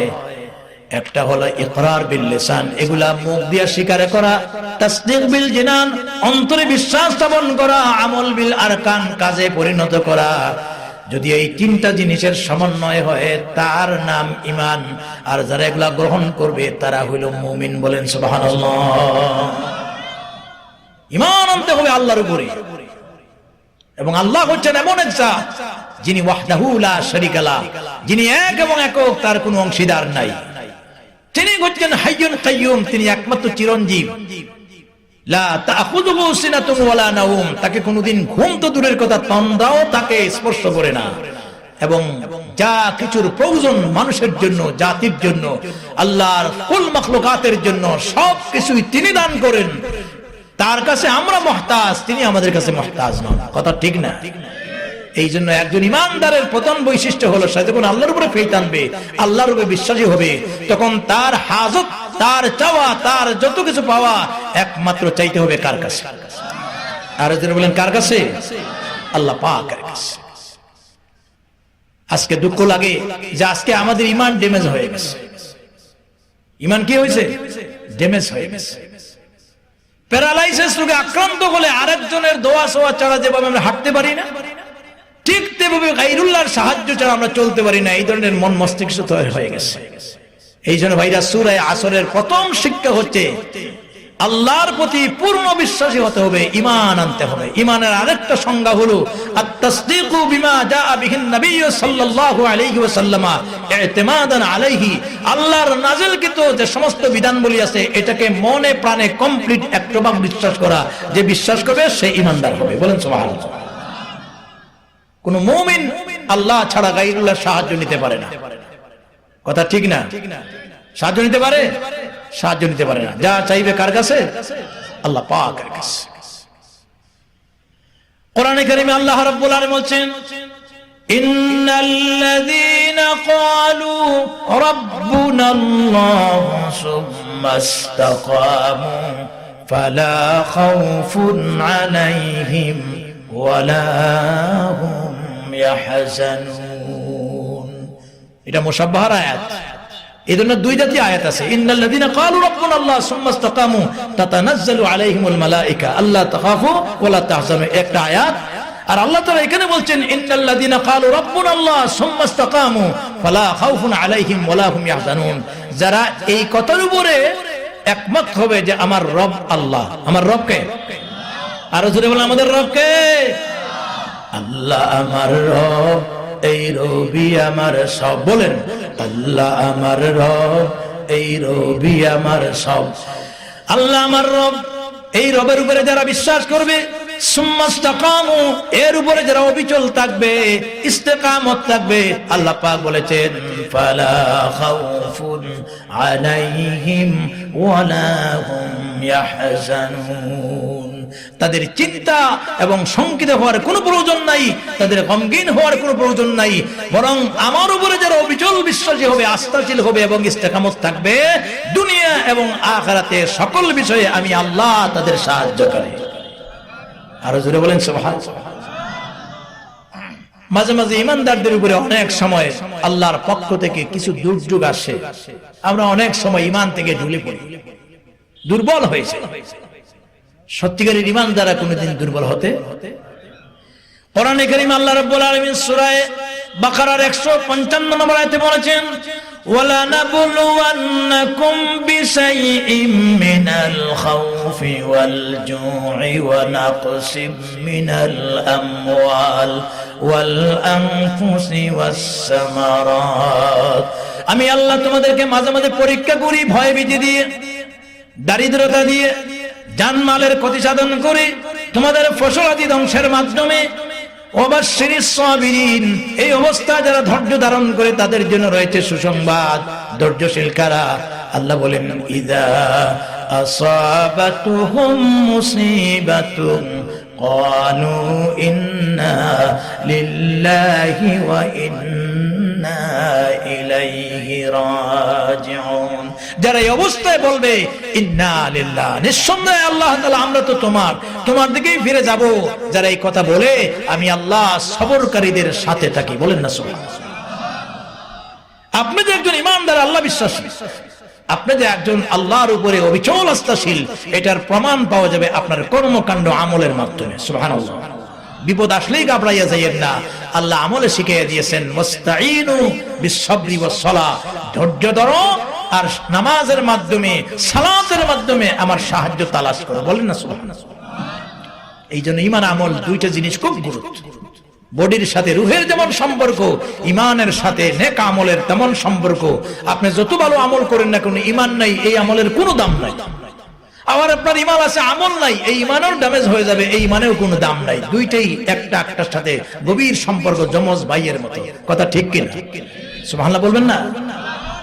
ও মুমিন মুসলমানেরা, আমলের ভিতরে নামাজ পড়া, কোরআন তেলাওয়াত করা, হালাল ভাবে চলা, সৎ ভাবে চলা, হারাম থেকে বেঁচে থাকা, বেজাল থেকে বেঁচে থাকা, সব কিছু কিন্তু আমলে সালেহের অন্তর্ভুক্ত। তবে কোন কোন আমল একটু তরজি দিয়েছেন। হাদিস শরীফে আসছে, এক সাহাবী জিজ্ঞাসা করলেন জিজ্ঞাসা করা হলো, ইয়া রাসূলুল্লাহ আইয়ুল আমালি আফদালুন, ইয়া রাসূলুল্লাহ কোনটা আমল আমার জন্য সবচেয়ে উত্তম আমল? নবীজি বলেন, as-salatu liwaqtiha ওয়া বিররুল ওয়ালিদাইন, নির্ধারিত টাইমে নামাজ আদায় করা আর মা বাবার খেদমত করা, এটা তোমার জন্য নেক আমল। বলেন না সুবহানাল্লাহ। আচ্ছা, মাহফিল তো কানা কানা ভর্তি হয়ে গেছে, তবে মাঝখানে আমরা যেভাবে বসেছি, শীতের দিন কিছু ফাঁক আছে, একটু গায়ে গায়ে মিলেমিশে বসতে পারি, অন্য ভাই দিকে জায়গা দেয়, আর পিছনে ভাইগুলি আর একটু সামনে আসেন, সামনে কিছু জায়গা আছে, আর একটু জিকির করেন লা ইলাহা, আওয়াজ দিয়া লা ইলাহা। সময় কতটুকু লিখে দেন। সুবহানাল্লাহ আলহামদুলিল্লাহ সুবহানাল্লাহ আলহামদুলিল্লাহ, নেই কহো নেই আল্লাহ ছাড়া, লা ইলাহা ইল্লাল্লাহ, সুবহানাল্লাহ আলহামদুলিল্লাহ, লা ইলাহা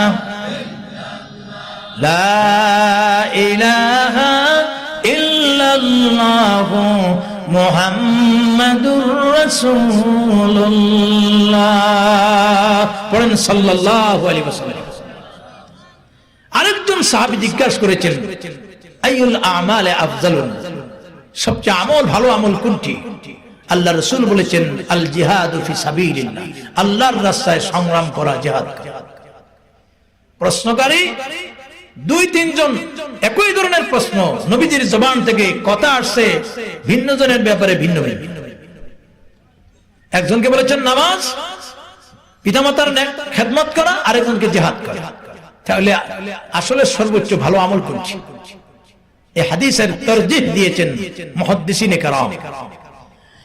যে লোকটা প্রশ্ন করেছিল সেই লোকটা সব আমল ঠিক ছিল, কিন্তু নামাজে আর পিতামাতার খেদমতে সে দুর্বল ছিল। যেই লোকটা পরে প্রশ্ন করেছিল সেই লোকটার সব আমল ঠিক ছিল, কিন্তু আল্লাহর দ্বীনের রাস্তায় সংগ্রাম করাতে সে পিছনে ছিল। এই জন্য রোগ বুঝিয়ে নবীজি ঔষধ দিয়েছেন। বলেন না সুবহানাল্লাহ। আজকে আমাদের তো সব আমলে আমরা দুর্বল। গোটা শরীরে পুরা মলম লাগাইবেন কোন জায়গা দিয়ে? আমরা নামাজেও দুর্বল, কোরআন তেলাওয়াতেও দুর্বল, আল্লাহর দ্বীন প্রতিষ্ঠা করতে গেলেও আমরা দ্বিধাদ্বন্দ্ব। কথা ঠিক কিনা? দুর্বল। ও আমার ভাইরা, এই জন্য ঈমান আনার পরে নামাজের প্রতি যত্নশীল হওয়া, কোরআনে কারীম বেশি বেশি করে তেলাওয়াত করা, আল্লাহ তাআলার দ্বীন প্রতিষ্ঠা করার জন্য তার রাস্তায় জান দিয়ে মাল দিয়ে সংগ্রাম করা। কি দিয়ে? জান দিয়ে মাল দিয়ে সংগ্রাম। আল্লাহ রাব্বুল আলামিন বলছেন, ইয়া আইয়ুহাল্লাযীনা আমানুত্তাকুল্লাহ, হে ঈমানদারেরা তোমরা আল্লাহকে ভয় করো। এইভাবে আল্লাহ পাক আরো বলেছেন, ওয়া তুজাহিদুনা ফি সাবিলিল্লাহি বিআমওয়ালিকুম ওয়া আনফুসিকুম, তোমরা আল্লাহর রাস্তায় আমার রাস্তায় জান এবং মাল দিয়ে সংগ্রাম করো, জিহাদ করো। তাহলে বোঝা গেল আল্লাহর রাস্তায় সংগ্রাম করা, জিহাদ করা এটাও একটা সর্বোত্তম নেক আমল। কথা ঠিক না? অর্থাৎ জীবনের সকল অবস্থাতে আল্লাহর হুকুম মোতাবেক জীবনকে আমলে নিয়ে আসা, যতগুলি কাজ করবেন সব আল্লাহ পাকের কাছে নেক আমল। সুবহানাল্লাহ। আল্লাহর মর্জি মোতাবেক করা, আল্লাহর মর্জি থেকে বাহিরে না আসা। যে কোনো আকস্মিক সমস্যা হয়ে গেছে, আপনি চাইবেন কার কাছে? আরো জোরে বলেন না, আল্লাহ পাকের কাছে চাইবেন, তিনি আপনার হাজত দূর করা। বিপদ শুধু বড় বড় বিপদের নাম না। রাইসুল মুফাসসির আব্দুল বিন আব্বাস বলেছেন, আপনি রাস্তা দিয়ে হেঁটে যাচ্ছেন, স্যান্ডেলের ফিতা ছিঁড়ে গেছে, হাঁটতে পারেন নাই, এটাও বিপদ। তুমি পড়ো ইন্না লিল্লাহি ওয়া ইন্না ইলাইহি রাজিউন। এই জন্য জীবনের সকল ক্ষেত্রে মাবুদের গোলামি করা। কার গোলামি করা? আরো জোরে বলেন, কার? মাবুদের গোলামি করা। ওয়া'বুদুল্লাহ ওয়ালা তুশরিকু বিহি শাইআ, দাসত্ব করো আমি আল্লাহর, আল্লাহর সাথে কাউকে অংশীদার করতে যেও না। এটা কত গুরুত্বপূর্ণ। আল্লাহ পাক তার এই উপদেশ বাণী যেভাবে কোরআনে আল্লাহ পাক দিয়েছেন, এর উপদেশ বাণীটা আল্লাহ পাক আজ পর্যন্ত তার নজির আমরা দেখতে পাই আল্লাহর ঘর বাইতুল্লাহ শরীফের ভিতরে রেখে দিয়েছে। একটা গুরুত্বপূর্ণ আপনার বিষয়টা আপনাদের কাছে বলি, বাইতুল্লাহ শরীফ খানায় কাবা, যে কালো ঘরটা হজ করতে মানুষেরা যায়, উমরা করতে যায়, এটা দেখছেন তো? দেখেন নাই? যারা যান নাই ছবির মাধ্যমেও দেখতে পারছেন। তবে বাইতুল্লাহ শরীফের ভিতরটা কে দেখছেন বলেন? কেউ দেখছেন? ভিতরে তো দেখার সুযোগ নাই, আমাদের তো এখানে ঢুকার পারমিশনও নাই। আমাদের তো দূরের কথা, কত রাজা বাদশাহও ঢুকতে পারেন। বাইতুল্লাহর বাহির যেমন মর্যাদাবান, ভিতরে কিন্তু আল্লাহর কাছে আরো বেশি মর্যাদা। তবে এর ভিতরে আল্লাহর একটা বড় কুদরতের কথা আছে। ভিতরে ঢুকছেন দুনিয়ার উল্লেখযোগ্য কিছু রাজা বাদশাহরা, আর এর ভিতরে প্রবেশ করার সুযোগ পেয়েছিলেন বেশ কিছু উলামায়ে কেরামরা। এর ভিতরে আমাদের দেশে বিশ্বনন্দিত মুফাসসির কোরআন আল্লামা সাঈদী বারাকাল্লাহু ফি হায়াতি, তিনি বাইতুল্লাহ শরীফে প্রবেশ করার সুযোগ পেয়েছিলেন। কথা ঠিক না? তার একটা কথা আমার খুব ভালো লাগলো, আপনাদেরও হয়তো স্মরণ আছে। তিনি বললেন, আমি তো আশ্চর্য হয়ে গেলাম বাইতুল্লাহ শরীফে প্রবেশ করে। যখন ইরাক এবং কুয়েতের যুদ্ধ শুরু হয়েছিল, গোটা বিশ্ব থেকে সৌদি আরব সরকার প্রায় 4000 বিশ্ববিখ্যাত ইসলামিক স্কলারদেরকে তিনি আমন্ত্রণ করেছিলেন মক্কা শরীফে। 3 দিনের একটা মিটিং ছিল, সেখানে বাংলাদেশ থেকে তিনি গিয়েছিলেন। বললেন, আমার আগ্রহ ছিল যে যদি এই 3 দিনের সফরে বাইতুল্লাহ শরীফের ভিতরে ঢোকার সুযোগটা পাওয়া যেত, জীবনটা ধন্য হয়ে যেত। হোটেলে যখন 5 স্টার হোটেলে আমাদেরকে থাকার ব্যবস্থা দেওয়া হলো, একটা ব্রিফকেস দেওয়া হলো, আল্লাহর মেহেরবানিতে আমার মনের তামান্না এখানে পেলাম। সেখানে লেখা আছে যে এই 3 দিনের মেহমানদেরকে সর্বশেষ সফর আল্লাহর ঘরে প্রবেশ করার সুযোগ দেওয়া হবে। তিনি সেখানে ঢুকছিলেন, বললেন, আমি আজীব হয়ে গেলাম একটা আল্লাহর কোরআনের আয়াত দেখে। বাইতুল্লাহ শরীফের ভিতরটা তো 15-20 জন জায়গা মানুষ জায়গা ধরে, যে দরওয়াজাটা, এই দরওয়াজাতে আল্লাহর বান্দারা দোয়া করে। আল্লাহর ঘরের দরওয়াজা, এটার নাম হলো মুলতাজিম। এখানে দোয়া কবুলের জায়গা। নবীজি বলেছেন, আমি এমন কোন দোয়া করি নাই যেখানে আল্লাহ দোয়া কবুল করেন নাই, সব সময় ভিড় থাকে। দরওয়াজাটা বানানো হয়েছে স্বর্ণ দিয়া, 22 মণ স্বর্ণ। এটার লকটা ভিতর দিকে, বাইরের দিকে না। বাইরের দিকে হলে তো মানুষ টেনে হেসে নিয়ে আসে। তিনি বলেন, আমি বাইতুল্লাহ শরীফের চতুর্দিক দিয়ে 2 রাকাত করে নামাজ পড়লাম। এরপরে চিন্তা করলাম, আমি যদি সিজদায় বেশি সময় দেই অন্যদের ডিস্টার্ব হবে। এই মন মানসিকতা নিয়ে বেরিয়ে আসার সময় আল্লাহর ঘরের দরওয়াজার ভিতর দিয়া আল্লাহর কোরআনের দোকানে আয়াত লেখা দেখলাম। কয়খানা আয়াত? কথা বলেন না কেন? সাইদ সাহেবের নাম বলা কি খারাপ লাগছে না?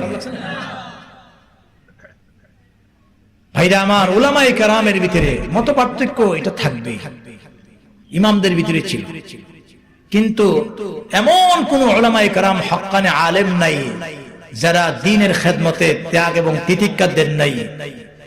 আছে কি নাই? আছে কি নাই? তিনি আমাদের অহংকার, তিনি আমাদের কি দুর্ভাগ্য। আজ আমরা আমাদের ভিতরে আন্তরিকতার অভাব। আমি রিসেন্টলি কলকাতা সফর করে আসলাম, সেখানে একটা জিনিস দেখলাম,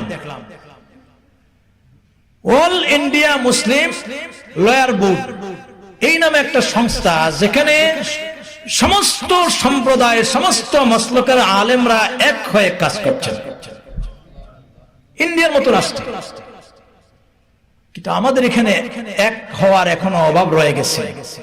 এই অভাবটা পূরণ হয়ে গেলে এই দেশের চিত্র পরিবর্তন হতে সময় লাগবে না।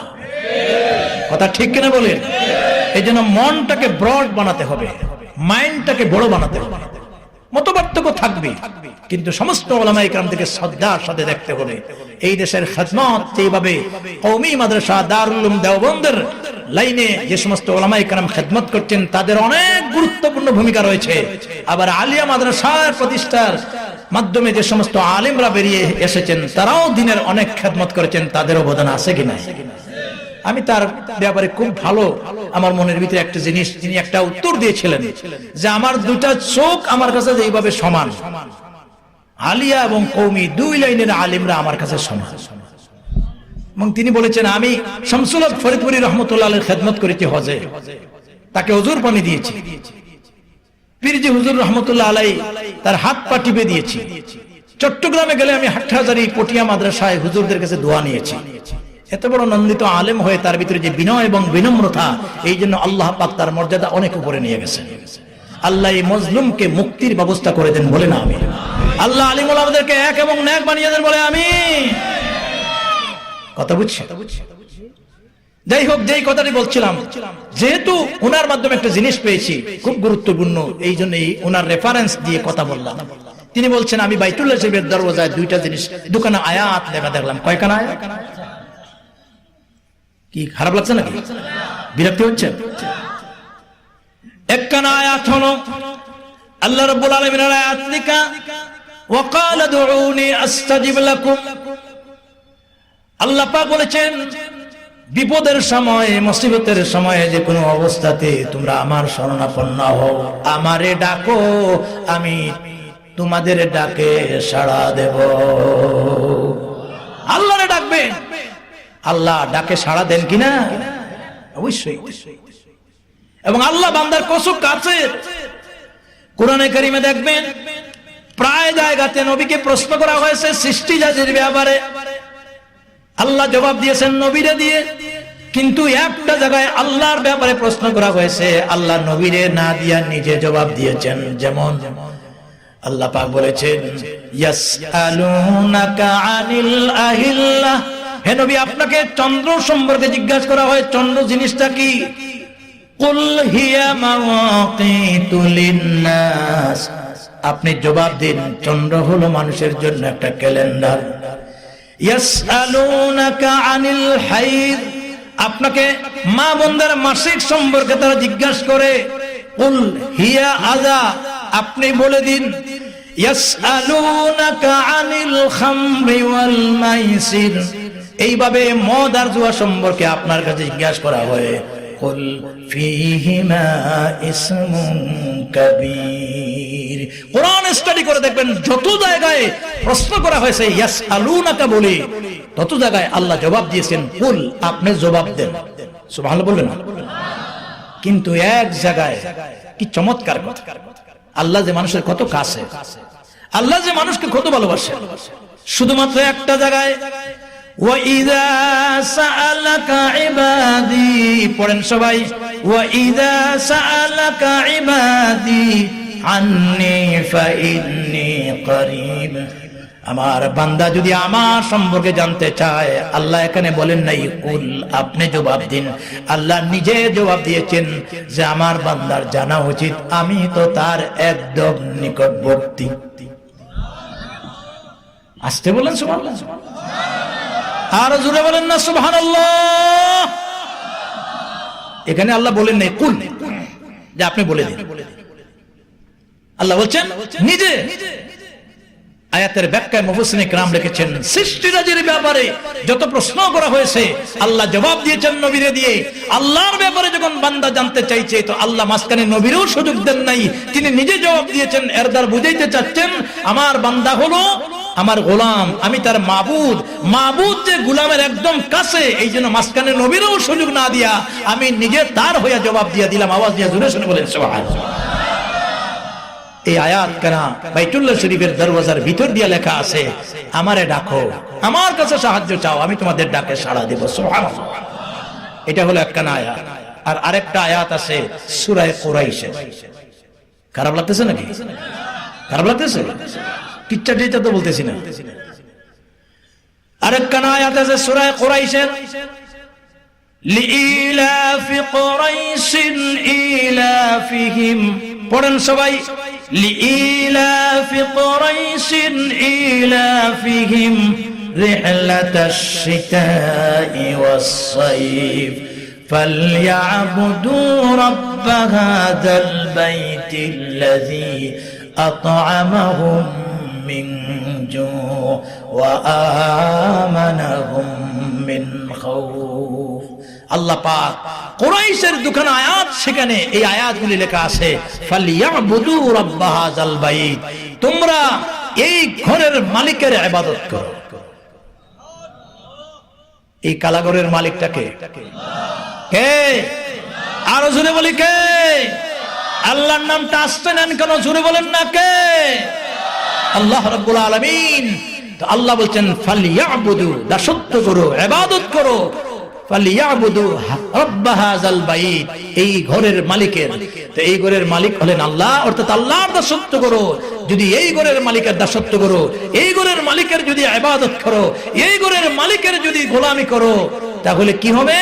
আল্লাযী আত'আমাহুম মিন জু'ইন ওয়া আমানাহুম মিন খাউফ, যিনি তোমাদেরকে ক্ষুধার অবস্থায় খাবার দিবেন আর নিরাপত্তার অবস্থায়, তোমাদের নিরাপত্তাহীনতার অবস্থায় তোমাদেরকে নিরাপত্তার ব্যবস্থা দিবেন। বলেন সুবহানাল্লাহ। আজকে আমরা নিরাপত্তাহীনতায় ভুগতেছি না কে বলেন? আমাদের কত সমস্যা, দিন যাচ্ছে, জিনিসপত্র দাম বাড়ছে, টেনশন বাড়ছে, অস্থিরতা বাড়ছে। আজ আমাদের ভিতরে কত সংশয় এবং সন্দেহের সৃষ্টি হয়েছে। আজ মানুষের জানমালের নিরাপত্তার অভাব অনটন দেখা দিয়েছে। কথা ঠিক কিনা বলি? গোটা দুনিয়ায় মুসলিমদের অবস্থা খুব সমস্যায় জর্জরিত।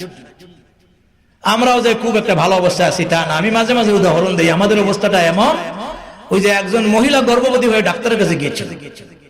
তো ডাক্তার বলছিল যে যান, 3 মাস পর্যন্ত আগাম কোন দুশ্চিন্তার কারণ নাই, আপনার 3 মাস পরে গর্ভব্যথা আসবে, এর আগ পর্যন্ত টেনশন মুক্ত হয়ে খাবার দাবার করেন। গর্ভবতী মহিলা শাশুড়ি মাকে এসে বলেছিল যে শাশুড়ি মা, ডাক্তার বলেছে 3 মাস পরে গর্ভব্যথা আসবে, এর আগ পর্যন্ত আমরা স্বাচ্ছন্দ্যে নিশ্চিন্তভাবে চলবো। তবে মা একটা কথা তোমাকে বলে রাখি, আগাম যখন 3 মাস চলে যাবে, মূল টাইমটা চলে আসবে, আমার একটু সজাগ করে দিও যে মা, বৌমা তোমার তো গর্ভবতীর সময় হয়ে গেছে, তুমি রেডি হয়ে যাও। শাশুড়ি মা বলেছিল যে বৌমা, তোমার গর্ভব্যথার সময় আসলে আমারে স্মরণ করতে হবে না, বরং তোমার ব্যথায় গোটা গড় গোষ্ঠীর স্মরণ হয়ে যাবে। আজকে আমাদের গোটা জাতির অবস্থাও তাই হয়ে গেছে। জোরে বলেন না ঠিক কিনা বলেন ভাইরা আমার? আর এই সমস্যার সমাধানের জন্য আমরা ছুটছি মানুষের তৈরি করা মতবাদের দিকে। সমাজতন্ত্র, ধর্ম নিরপেক্ষতাবাদ, জাতীয়তাবাদ, এরপরে আরো কত বাদ, কত তন্ত্রমন্ত্রের পিছনে ছুটছি। আল্লাহর কসম করে বলছি, আল্লাহর দেওয়া বিধান, আল্লাহর দেওয়া আইন ছাড়া দুনিয়ার কোন মতবাদে ইহকালেও আপনাকে শান্তি দিতে পারবে না, পরকালেও নাজাত দিতে পারবে না, পারবে না, পারবে না। কি বলেন ঠিক কিনা? কথা কি বুঝাইতে পারলাম? এই জন্য দাসত্ব হবে, গোলামি করতে হবে একমাত্র, জোরে বলেন কার? কারণ তার কাছে কোনো জিনিসের অভাব, কি সম্পদের অভাব আছে মনে হয় নাকি? আপনি কত টাকার মালিক? কোটি টাকার মালিক। কোরআনে কারিমে আল্লাহ রাব্বুল আলামিন বলছেন, ওয়াল্লাহুল গানিয়্যু ওয়া আনতুমুল ফুকারা। ও দুনিয়ার কোটি কোটি টাকার, বিলিয়ন টাকার মালিক, তোমরা সব ফকিরের গোষ্ঠী, আমি আল্লাহ তোমাদের সকলের চাইতে ধনী। বলেন না সুবহানাল্লাহ। আল্লাহর কাছে কি রিজিকের অভাব আছে? বরং আল্লাহ পাকের এক নাম হলো রাজ্জাক। আল্লাহর নাম কি? আল্লাহ পাক কত বড় রাজ্জাক। কোরআনে কারিমে আল্লাহ পাক বলেছেন, ওয়া মা মিন দাব্বাতিন ফিল আরদি ইল্লা আলাল্লাহি রিজকুহা। এই পৃথিবীর ভিতরে এমন কোন বিচরণশীল প্রাণী নাই যে প্রাণীর রিজিকের ব্যবস্থা আমি আল্লাহ রাব্বুল আলামিন করি নাই। রিজিক দেন কে? আর জোরে বলেন কে? বিগাইরে হিসাব, হিসাব ছাড়া রিজিক। আজকে অভাব কেন? আজকে টেনশন কেন? আজকে দুশ্চিন্তা কেন? অভাবের তাড়নায় নয়, আমাদের স্বভাবের কারণে আজ এই অবস্থা হয়েছে। আল্লাহর উপর আস্থাশীল হতে পারে নাই, আল্লাহ রাব্বুল আলামিনের হুকুম সঠিক আমরা গোলামি করতে পারি নাই, সঠিকভাবে আমরা আমল করতে পারি নাই। কথা ঠিক কিনা? খালি দোয়া চাই, দোয়া চাই, হুজুর দোয়া করেন পরিবর্তন হোক। সকল দোয়ায়ও গ্রাম্য ভাষায় বলা হয় ফুয়াও হয় না, এর সাথে বিয়াও লাগে, মেহনতও লাগে, ঠিক না? সারাদিন যদি বলেন আল্লাহ জমিনে ধান দাও, দান দাও, কয়েক মন ধান আমার জমিনে দাও, আপনি দোয়া করতে করতে চোখের পানি ছাড়া তো দূরের কথা, রক্ত ছেড়ে দিলেও একটা দান হবে? আপনার সেখানে আগাছা পরিষ্কার করতে হবে, সেচ দিতে হবে, এরপরে বীজ রোপণ করতে হবে, পানি দিতে হবে। ওই সমস্ত কাজ করার পরে বলবেন যে আল্লাহ আমার জমিনে ফসল দাও। আপনার কাজ আগে করবেন, আল্লাহর কাজ পরে হবে, ঠিক কিনা বলেন? কোরআনে কারীম আল্লাহ বলছেন ইন্নাল্লাহা লা ইউগাইয়িরু মা বিকাওমিন হাত্তা ইউগাইয়িরু মা বিআনফুসিহিম, আল্লাহ ততক্ষণ পর্যন্ত কোন জাতির অবস্থা পরিবর্তন করবেন না জাতিরা যতক্ষণ পরিবর্তন না হবে। আমরা ভালো হয়ে যাই, আমরা ইমানদার হয়ে যাই, আমরা আমলদার হয়ে যাই, আল্লাহর পক্ষ থেকে সাহায্য আসবেই আসবেই আসবেই আসবে ইনশাআল্লাহ। মুমিনের সাহায্যকারী আল্লাহ ছাড়া কে? মুমিনের বন্ধু কে? ইমানদারদের বন্ধু কে? কোরআনে কারীমে আল্লাহ রাব্বুল আলামিন বলেছেন ওয়ালা তাহিনু, পড়েন সবাই, ওয়ালা তাহিনু ওয়ালা তাহজানু ওয়া আনতুমুল আ'লাউনা ইন কুনতুম মুমিনিন। ভয় পাওয়ার দরকার নেই, শঙ্কিত হওয়ার দরকার নেই যদি তোমরা মুমিন হও। আরেক জায়গায় বলেছেন ওয়া কানা হাক্কান আলাইনা নাসরুল মুমিনিন, মুমিনদের সাহায্য করা আমি আল্লাহর জন্য ওয়াজিব, আল্লাহর জন্য কর্তব্য। আওয়াজ দিয়ে জোরে সোরে বলেন সুবহানাল্লাহ। এই জন্য ঈমানকে শক্তিশালী বানাতে হবে, আমলকে পুঁজি বানাতে হবে। এই দুটি বিষয়ে প্রথম পর্যায়ে ব্যক্তি সংশোধনের পর্যায়ে, আর বাকি আরো দুটি বিষয় আছে ওয়াতাওয়াসাউ বিল হক ওয়াতাওয়াসাউ বিস সবর। এখানে হক মানে আল আমরু বিল মারুফ, সবর মানে ওয়ান নাহি আনিল মুনকার। সৎ কাজে, ভালো কাজে, দ্বীনের কাজে, কোরআনের কাজে, ন্যায়ের কাজে মানুষকে উদ্বুদ্ধ করতে হবে, ডাকতে হবে। মুনকার কাজ থেকে, আল্লাহর নাফরমানি কাজ থেকে দেশ, জাতি, সমাজ, ব্যক্তি, পরিবার রেখে রক্ষা করতেই হবে। এই দায়িত্ব আমাদের নিতে হবে। কথা ঠিক না? আজকে সমাজে ভালো কাজের চাইতে খারাপ কাজের চর্চা বেশি হচ্ছে। আজকে আল্লাহর আইন বাদ দিয়ে শয়তানের আইন প্রতিষ্ঠা করার জন্য ঐক্যবদ্ধভাবে কুফর গোষ্ঠী আন্দোলন করছে। কথা ঠিক কিনা? জোরে বলেন ঠিক কিনা? এটা আল্লাহ রাসূলের কথা, আল কুফরু মিল্লাতুন ওয়াহিদা। কাফেরের ভিতরে যারা খ্রিস্টান আছে, ইহুদি আছে, নাসারা আছে, বৌদ্ধ আছে, হিন্দু আছে, আরো বিভিন্ন ধর্মী আছে, তাদের নাম, জাত বা যদিও ভিন্ন ভিন্ন ধর্ম, কিন্তু ইসলাম আর মুসলমানদের বিরুদ্ধে তাদের টার্গেট কিন্তু এক। কত সুন্দর সুন্দর কথা আমরা তাদের কাছ থেকে শুনি। মানবতার, মানবাধিকারের দাবিদার মুরল হয়ে গেছে। আজকে পার্শ্ববর্তী রাষ্ট্র মিয়ানমার আর কানের মুসলমান কি অন্যায় করেছিল, আজকে তাদের বাড়ি ছাড়া, সন্তান ছাড়া এতিম অবস্থায় আছে, আজকে তাদের নাগরিকত্ব ফিরিয়ে নেওয়া হয়েছে, আজকে তাদের স্বাধীনতাকে হরণ করে দেওয়া হচ্ছে। কথা ঠিক কিনা? অথচ এই বৌদ্ধ গোষ্ঠীর যিনি বৌদ্ধ ধর্মের প্রবর্তক, তিনি হলেন গৌতম বুদ্ধ। কি সুন্দর কথা, জীব হত্যা মহাপাপ। তারা নিরামিষ বুঝে, মাছের প্রতি দয়া, মাংসের প্রতি দয়া, কষ্ট হবে এই জন্য মাছ মাংস খায় না, তারা নিরামিষ খায়। আচ্ছা, জীব হত্যা মহাপাপ, মাছ মাংস খায় না, কষ্ট হবে, তো মুসলমান হত্যা করা মহাসবের কাজ। তারা কি জীবের মাঝে পড়ে না? আসলে এই কথাগুলি সম্পূর্ণ হচ্ছে ধর্মের নামে ভণ্ডামি। আজকে আমেরিকা, জাতিসংঘ কানে তুলো দিয়ে বসে আছে। একটু কিছু হয়ে গেলে মুসলমানদেরকে সন্ত্রাসী বলে, ইমানদারকে দোষারোপ করে। আফগানিস্তান ধ্বংস করে দিল টুইন টাওয়ারের জুহাদে, অথচ আজ সেই পার্শ্ববর্তী রাষ্ট্র মিয়ানমারের মুসলমানদেরকে কাটিয়ে টুকরা টুকরা করে দেওয়া হলো। সেখানে মানবাধিকার লঙ্ঘন হলো না, তারা কোনো কার্যকর ভূমিকা পালন করতে পারলো না। কথা ঠিক কিনা বলেন? আসলে তাদের মতলব খারাপ, তারা চায় মুসলমান মরছে, মুসলমানদের মানবাধিকার বলতে কিছুই নাই। কথা ঠিক কিনা বলে? এই জন্য ভাইরা আমার, এই অন্যায় কাজের রুখে দাঁড়াতে হবে, ন্যায়ের পথে মানুষকে ডাকতে হবে। আলহামদুলিল্লাহ, ইসলাম আল্লাহর মনোনীত ধর্ম। ইসলামের ভিতরে কোনো সন্ত্রাসের গন্ধ নাই, ইসলামের ভিতরে কোনো জঙ্গিবাদের গন্ধ নাই। ইসলাম হচ্ছে আল্লাহর মনোনীত শান্তিপ্রিয় ধর্ম। যদিও আফগানিস্তান তারা ধ্বংস করেছে, আরো বিভিন্ন মুসলিম দেশে তারা নির্যাতন করেছে, কিন্তু এখন দেখুন আল্লাহর শুকর, মুসলমানরা শহীদ হয়েছে। কিন্তু এই সমস্ত অন্যায় কর্মকাণ্ড করার কারণে খুদ আমেরিকাতে কোরআন গবেষণা করে করে বহু মানুষ মুসলমান হয়ে গেছে। রিসেন্টলি খবর পত্রিকায় তারা দেখছে, এই তো গুটি কয়েকদিন আগে সিএনএনে গোয়েন্দা সংস্থা গোটা পৃথিবী জরিপ করে তারা বলেছে, যেইভাবে ইসলাম আর মুসলমানদের বিস্ফোরণ ঘটতেছে, ইসলাম গ্রহণের প্রবণতা মানুষের কাছে বেড়ে যাচ্ছে, এইভাবে যদি চলতে থাকতে আগামীতে সব ধর্মকে ডিঙ্গিয়ে ইসলাম ধর্মের সংখ্যা দ্বিগুণ হয়ে যাবে। সুবহানাল্লাহ বলেন।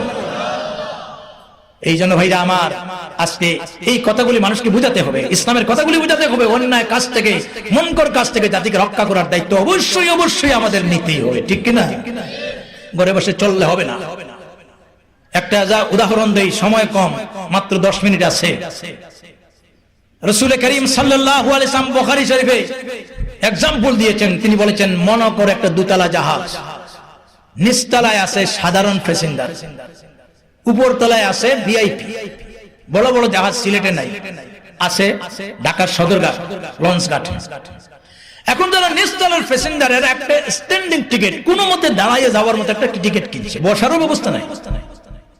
আর উপর তলায় আছে ভিআইপি, প্রত্যেকটা রুমে খাবার দাবার, পানি, এরপরে বিভিন্ন সুযোগ সুবিধা। এখন নিচতলার প্যাসেঞ্জাররা পানির প্রয়োজনে উপর তলায় যেতে হয়।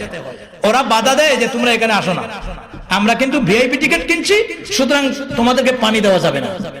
এরা নিচে আসে চিন্তা করলো, উপরেও পানি নাই, নিচেও পানি নাই, এই দীর্ঘ লং জার্নিং এ পানি ছাড়া চলবো কেমনে, যেহেতু পানির অপর নাম জীবন। এখন ঐক্যবদ্ধ হয়ে ওরা চিন্তা করলো, এক কাজ করো, যেহেতু উপরেও নয় নিচেও নাই, পানি তো পেতে হবে, শাবল একটা দিয়া আর ওই জাহাজের মাঝখানে সিদ্ধ করে দিলে অটোমেটিক দরিয়া বা নদী থেকে পানি পাওয়া যাবে। কি সুন্দর তাদের চিন্তা। এখন এই কুকর্ম যদি নিচতলার প্যাসেঞ্জাররা করে আর ভিআইপিরা ওগুলা জানার পরে বলে যে এরা খানা করুক আর ফুলা করুক, আমাদের কিসে আসা যায়, আমরা তো আরামে আছি। আপনারা কি মনে করেন শুধু নিচতলার প্যাসেঞ্জাররা মারা যাবে না উপরতলারও মারা যাবে? কথা বুঝাইতে পারি না? উদাহরণটা আমি না, বিশ্ব নবী দিয়েছেন, সুবহানাল্লাহ বলেন। আল্লাহ রাসূল বলেছেন, এই কয়েকজন মানুষের এই অন্যায় কর্মকাণ্ডের কারণে যেইভাবে ভিআইপিরা আগে মারা যাবে, আজ সমাজ বিস্ফোরণ ঘটাচ্ছে আল্লাহর নাফরমানীরা, নাস্তিকরা, আল্লাহ দুহিরা, আল্লাহর আইন লঙ্ঘনকারীরা, এরা একজোট হয়ে ইসলাম আর মুসলমানদের বিরুদ্ধে লাগছে। আর তোমরা যদি দেখিয়াও না দেখার ভান করো, এই অন্যায় আচরণের প্রতিবাদ না করো, মানুষকে সংশোধন না করো, তুমি নামাজ পড়ো, তুমি সালাত আদায় করো, তুমি তাহাজ্জুদ পড়ো, তুমি তাবলীগ করো, তুমি আল্লাহর নেক আমল করো, ভালো কথা, কিন্তু তুমি মনে করো যে আল্লাহ তো আমারে বাঁচাইছে, না, তুমি বাঁচতে পারবে না। এই সমস্ত মুনকার অন্যায়কারীদের চক্রান্তের কারণে শুধু ওরা ধ্বংস হবে না, বরং সকল আগে তুমি আল্লাহ ওয়ালাও ধ্বংস হয়ে যাবে। কথা ঠিক কিনা বলেন? এই জন্য হকের দাওয়াত দিতে হবে। রাসূল করিম সাল্লাল্লাহু আলাইহি ওয়াসাল্লাম বলেছেন, বাল্লিগু আন্নি ওয়ালাউ আয়া, একটা কথা, ভালো কথা আমার কাছ থেকে শুনছো, অপরের কাছে পৌঁছে দাও। সুবহানাল্লাহ বলবেন। এই জন্য এই কোরআন, এই ইসলাম, এই মানের কথা দাওয়াত দিতে হবে, ইসলামের কথা মানুষকে বুঝাতে হবে। আজকে না বুঝার কারণে ইসলাম সম্পর্কে মানুষের ধারণা অন্ধ ধারণা হয়ে গেছে, ঠিক না? কোরআনে কারিমে আল্লাহ রাব্বুল আলামিন বলেছেন, তাআওয়ানু আলাল বিররি ওয়াত তাকওয়া ওয়া লা তাআওয়ানু আলাল ইসমি ওয়াল উদওয়ান। তোমরা নেকির কাজে, ভালো কাজে একে অপরকে সহযোগিতা করো, গুনাহের কাজে সহযোগিতা করো না। এই জন্য ভাইরা আমার, নেকির কাজে, কোরআনের কাজে, ইসলামের কাজে পারস্পরিক শ্রদ্ধাবোধ এবং ভালোবাসা আমাদের তৈরি হতে হবে। এই সূরা যদিও ছোট, তার সারমর্ম অনেক বড়। হযরত আব্দুল্লাহ বিন হিসান রাদিয়াল্লাহু তাআলা বর্ণনা করেছেন, এই সূরা যেই দিন নাজিল হয়, সূরা আসর। কোন সূরা? কথা বলতে হবে, কোন সূরা? সূরা আসর। তিনি বলেন, এই সূরা যখন নাজিল হয়, নবী করিম সাল্লাল্লাহু আলাইহি ওয়াসাল্লামের পাশে দুইজন সাহাবী ছিলেন। আমি দেখলাম এই কোরআনের সূরার এত প্রভাব সাহাবীদের মাঝে গেল, আল্লাহু আকবার। তারা যখন রাস্তায় চলাফেরা করতে গিয়ে একে অপরের সঙ্গে সাক্ষাৎ করতো, একে অপরের সঙ্গে সাক্ষাৎ হতো, তখন তাদের কথা ছিল, প্রথম নম্বর কথা ছিল, ভাই তুমি আমারে সূরা আসর তেলাওয়াত করে শোনাও। অপরজন বলতেন, ভাই তুমি আমারে সূরা আসর তেলাওয়াত করে শোনাও। একজন আরেকজনের কাছ থেকে কোরআনের তেলাওয়াত না শোনা পর্যন্ত রাস্তা থেকে তারা বিচ্ছিন্ন হতেন না। জীবন ছিল কোরআনী জীবন। কি জীবন ছিল? কোরআনী জীবন। এই জন্য কোরআনী জীবন বানাতে হবে। ওয়াতাসিমু বিহাবলিল্লাহি জামিআন ওয়ালা তাফাররাকু। আল্লাহ বলেছেন, আল্লাহর রশিকে মজবুত করে ধরো। আল্লাহর রশি মানে কোরআন, হাবলুল্লাহ মানে কোরআন, কোরআন আঁকড়ে ধরো। তো কোরআন ধরলাম, লাভ কি? ধরার মানে কি? কোরআন পড়তে হবে, কোরআন বুঝতে হবে, কোরআনের কথাগুলি জীবনের সকল ক্ষেত্রে মানতে হবে, এবং মুসলমানদের ভিতরে সমস্ত ফিতনা, ফাসাদ, ইখতিলাফাত এগুলা বাদ দিয়া, হিংসা, বিদ্বেষ, দলাদলি, রিয়া, অহংকার, কার্পণ্যতা এগুলা বাদ দিয়ে আমাদের এক হতে হবে, নেক হতে হবে। বুঝাতে হবে যে মুসলিম আমরাই এক জাতি, ঠিক কিনা বলেন? এক হতে হবে। আজকে অনৈক্য থাকার কারণে এই অবস্থা, হিংসা বিদ্বেষ, এটা বড় মারাত্মক কাজ। একটি কথা বলে আমার বক্তব্য শেষ করছি। আমি দেখলাম একখানা কিতাবে হযরত সুলাইমান আলাইহিস সালাতু ওয়াস সালাম যখন তিনি বাইতুল মুকাদ্দাস থেকে বেরিয়ে যাচ্ছিলেন, তখন তিনি দেখলেন শয়তান তিনটা গাদা নিয়ে যাচ্ছে বুঝা ভরে, গাদার পিঠে বুঝা, তিনটা বুঝা, তিনটা গাঠি। তো তিনি জিজ্ঞাসা করলেন যে তোমার এই গাঠটির মধ্যে কি আছে? শয়তান বলে এটা বড় মূল্যবান জিনিস, এটা বিক্রি করতে নিচ্ছি বাজারে। জিজ্ঞাসা করলেন কি জিনিস আছে? তো বললো যে প্রথম নম্বরে এটার ভিতরে আছে জুলম। প্রথম গাঠটির মধ্যে কি আছে? জুলম। জিজ্ঞাসা করলো যে এটা কিনবে কারা? বলে যে এটা রাজা বাদশারা কিনবে। শাসন ক্ষমতায় টিকিয়ে রাখার জন্য যত ধরনের জুলম, সব জুলুম তারা চালিয়ে যাবে। তারপরেও এই রাজা হওয়ার খাহিস, রাষ্ট্রপতি হওয়ার খাহিস, মন্ত্রী হওয়ার মজা, এটা কোনোদিন ছাড়তে চাইবে না। এই জন্য দেশ যাক জাতি যাক কোনো আসে যায় না। জুলুমের মাত্রা যতই হয় তারা তীব্র থেকে তীব্রতর বাড়াবে। তো এই জুলুমের গাট্টিটা কিনবে রাজা বাদশারা। কথা ঠিক না? 2 নম্বর গাট্টিতে কি আছে? বলে 2 নম্বর গাট্টিতে আছে বুখল, মানে কার্পণ্যতা।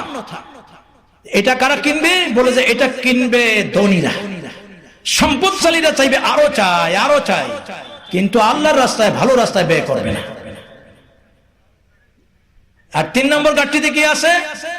আমাকে দোষারোপ করবেন না, বাস্তবতার নিরিখে বলছি। 3 নম্বর গাঠটিতে আছে হিংসা। 3 নম্বর গাঠটিতে কি আছে? বলে যে এটা কারা কিনবে? বলে যে এটা কিনবে মৌলবীরা। এটা কিনবে কারা? মৌলবীরা। আমরাও খুব ভালো না।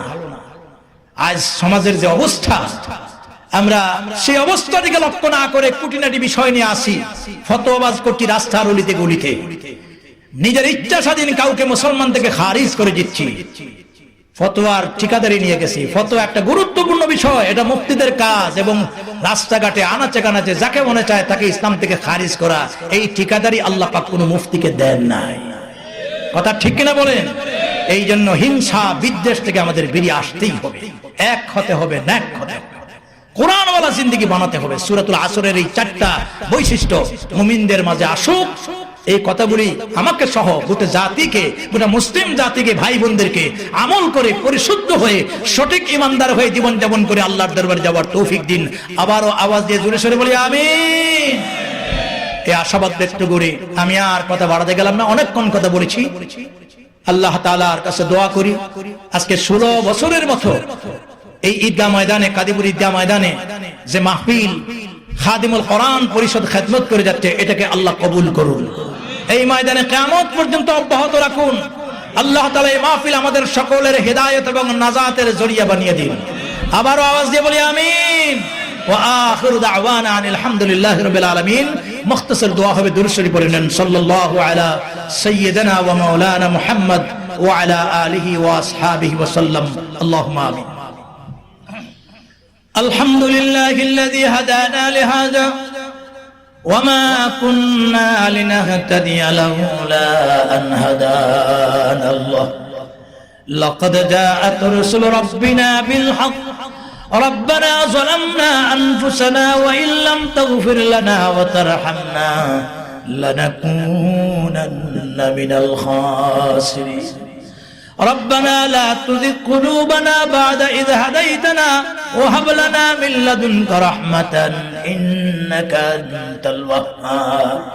أي الله تعالى জিন্দেগীর সকল গুনাহ বোঝা মাথায় নিয়ে ঐতিহ্যবাহী কাদিপুর ঈদগাহ ময়দানে আঞ্জুমানে খাদিমুল কোরআনের উদ্যোগে 16তম তাফসীরুল কোরআন মাহফিলে তোমার বান্দাদেরকে নিয়ে কোরআন সুন্নাহ নিয়ে আলোচনা করলাম। আল্লাহ মেহেরবানি করে আমাদের আলোচনাকে তুমি কবুল আর মঞ্জুর করে নাও। আমাদের পক্ষ থেকে লক্ষ কোটি দরুদ সালাম আমাদের সকলের প্রিয় নবী রাসূল মকবুল সাল্লাল্লাহু আলাইহি ওয়াসাল্লামের দরবারে নিয়ে পৌঁছে দাও। আল্লাহ আমাদেরকে বারবার জিয়ারতে হারমান শরীফের নসিব ফরমাও।